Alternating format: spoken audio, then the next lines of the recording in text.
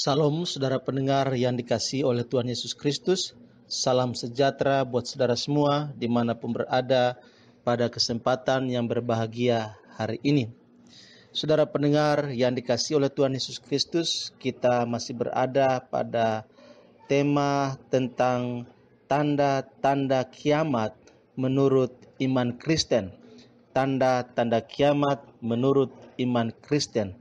Pada video saya yang terdahulu, saya sudah menjelaskan 3 tanda kiamat menurut iman Kristen yang secara garis besar outline-nya saya ulangi pada kesempatan ini, yaitu yang pertama, terjadinya bencana alam di seluruh dunia.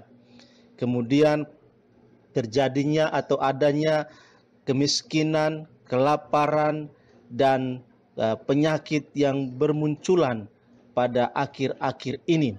Kemudian yang ketiga adalah kekerasan yang tidak terkontrol, kekerasan yang terus melonjak tinggi, angka kekerasan itu bertambah meroket di akhir-akhir ini.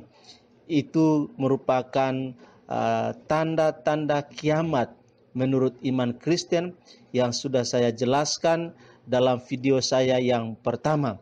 Dan pada kesempatan ini kita akan melanjutkan pembahasan tentang tanda-tanda kiamat menurut iman Kristen yang keempat, yaitu adanya lonjakan seks yang melampaui batas. Saya ulangi, tanda kiamat menurut iman Kristen yang keempat, yaitu adanya lonjakan seks di luar batas atau tidak terkontrol yang melampaui batas. Saudara pendengar yang dikasihi oleh Tuhan Yesus Kristus, saat ini manusia telah melanggar salah satu isi dari firman Tuhan, yaitu adanya seks bebas atau lonjakan seks yang melampaui batas, yang tidak lagi terkontrol, yang tidak lagi sesuai dengan rancangan Allah tentang seks itu sendiri. Manusia seakan hidup dalam hawa nafsu yang sangat tinggi, sehingga bila hasratnya tidak terpenuhi, maka hancurlah kehidupan orang itu. Sehingga akhir-akhir ini kita disajikan dengan adanya kelompok-kelompok LGBT yang berusaha, transgender yang berusaha untuk keberadaannya diterima atau diakui, adanya pernikahan sejenis, perempuan dengan perempuan, laki-laki dengan laki-laki. Sehingga ini memberi gambaran kepada kita bahwa menurut iman Kristen, lonjakan seks yang melampaui batas ini merupakan salah satu tanda kiamat yang dipahami menurut iman Kristen. Saudara pendengar yang dikasihi oleh Tuhan Yesus Kristus, akibat yang ditimbulkan dari hawa nafsu manusia, lonjakan seks yang melampaui batas, maka manusia tidak lagi mementingkan dengan siapa ia menjalani hidup berpasangan. Contohnya adalah sebagaimana yang saya katakan tadi, adanya pernikahan sejenis, laki-laki dengan laki-laki, perempuan dengan perempuan. Bahkan ada juga yang menikah, yang melakukan lonjakan seks yang melampaui batas, yaitu berhubungan dengan binatang. Lalu akibat yang berikut, seks yang akibat dari lonjakan seks yang melampaui batas, banyak bermunculan penyakit-penyakit baru. Salah satunya adalah HIV/AIDS. Tidak hanya diderita oleh orang tua, namun juga oleh kaum muda dan remaja. Penyakit inilah yang membawa kepada kematian bagi penderitanya. Saudara pendengar yang dikasihi oleh Tuhan Yesus Kristus, ini merupakan tanda yang keempat dari tanda kiamat menurut iman Kristen. Kemudian tanda yang kelima dalam perspektif iman Kristen terkait dengan tanda-tanda kiamat yang kelima, yaitu terjadinya peperangan di mana-mana dalam dunia ini. Terjadinya peperangan di mana-mana di dunia ini, yaitu bangsa bangkit melawan bangsa, suku bangkit melawan suku, raja bangkit melawan raja. Saudara pendengar yang dikasihi oleh Tuhan Yesus Kristus, memang sejak zaman dahulu peperangan sudah terjadi, baik antar bangsa, antar suku, antar agama, dan juga antar kerajaan. Dari generasi ke generasi selalu ditemukan peperangan yang memakan banyak korban jiwa dan juga tidak sedikit material yang rusak, yang hancur, yang mengalami kerusakan. Namun puncaknya terjadi pada zaman sekarang. Selesai Perang Dunia Pertama dan Perang Dunia Kedua, banyak orang yang resah akan adanya Perang Dunia Ketiga.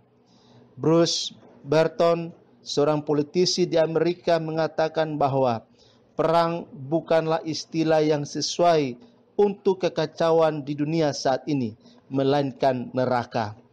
Tidakkah kamu menyadari bahwa perang kuno sudah tidak berlaku lagi sekarang? Manusia lebih suka dengan perang cara baru yang digambarkan seperti neraka.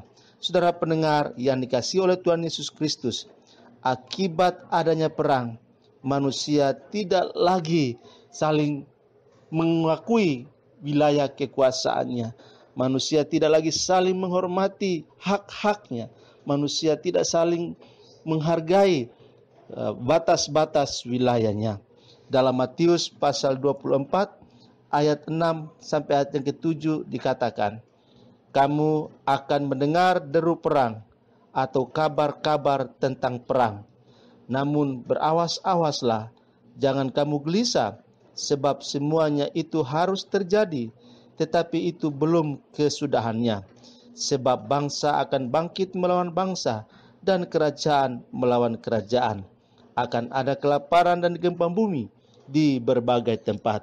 Saudara pendengar yang dikasihi oleh Tuhan Yesus Kristus, Injil Matius pasal 24 ayat 6 sampai ayat yang ke-7 ini merupakan satu pernyataan penting bagi kita bahwa kita akhir-akhir ini mendengar deru perang. Kabar-kabar tentang perang kita peroleh baik melalui media massa cetak maupun media online, media elektronik. Kita mendengar berita tentang peperangan yang terjadi, kabar-kabar penyerangan yang dilakukan oleh satu bangsa kepada bangsa yang lain. Dan Matius 24 ayat 6 sampai 7 ini memberi peringatan kepada kita supaya kita berjaga-jaga, berawas-awas, siap sedia, dan kita juga tidak perlu gelisah, tidak perlu gusar, tidak perlu cemas, tidak perlu khawatir, karena Alkitab mengatakan bahwa memang peperangan itu harus terjadi. Tetapi menurut Alkitab itu belum merupakan kiamat, belum menunjuk kepada akhir dari perjalanan sejarah dunia ini. Karena itu saudara pendengar yang dikasihi oleh Tuhan Yesus Kristus, yang terpenting bagi kita saat ini ialah supaya kita senantiasa berjaga-jaga, hidup lebih baik dari hari kemarin, hidup lebih takut akan Tuhan, hidup lebih mengasihi, hidup lebih menghormati, hidup lebih lagi menabur kebaikan, menabur perdamaian di tengah-tengah interaksi sosial kita satu dengan yang lainnya. Sehingga kita ketika kiamat itu terjadi atau akhir zaman itu terjadi, kita sungguh-sungguh menjadi pribadi-pribadi yang layak untuk bertemu dengan Kristus, junjungan kita yang mulia. Saudara pendengar yang dikasihi oleh Tuhan Yesus Kristus, tanda yang keenam dari tanda-tanda kiamat menurut iman Kristen yaitu kemajuan di bidang ekonomi dan perindustrian. Kemajuan di bidang ekonomi dan perindustrian serta teknologi.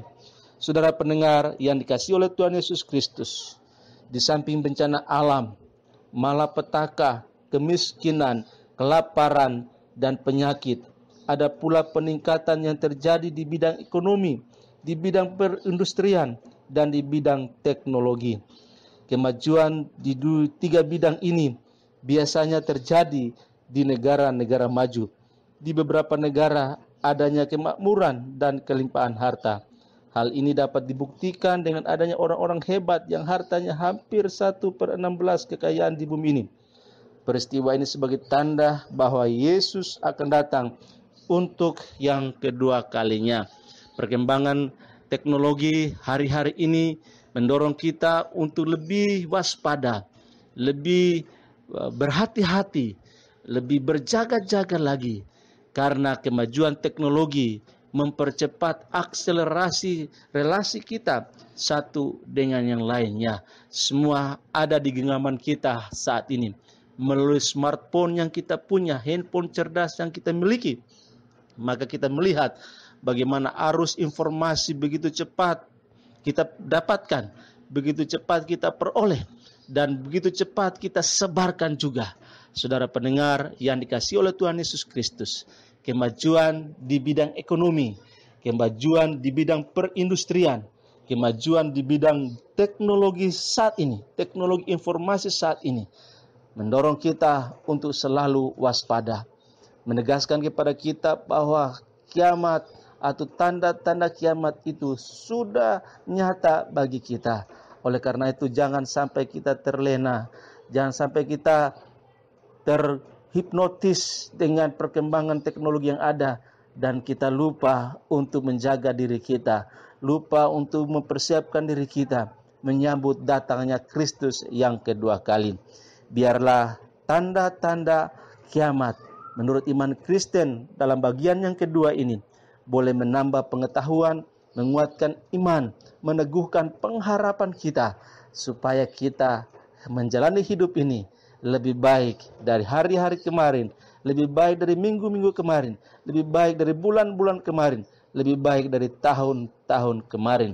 Sehingga dengan demikian, walaupun kiamat itu datang tanpa kita sadari, tapi kita hidup senantiasa benar di hadapan Tuhan. Biarlah Tuhan terus menolong kita dan sampai bertemu dalam serial tanda-tanda kiamat menurut iman Kristen bagian yang ketiga nantinya. Tuhan Yesus memberkati dan shalom.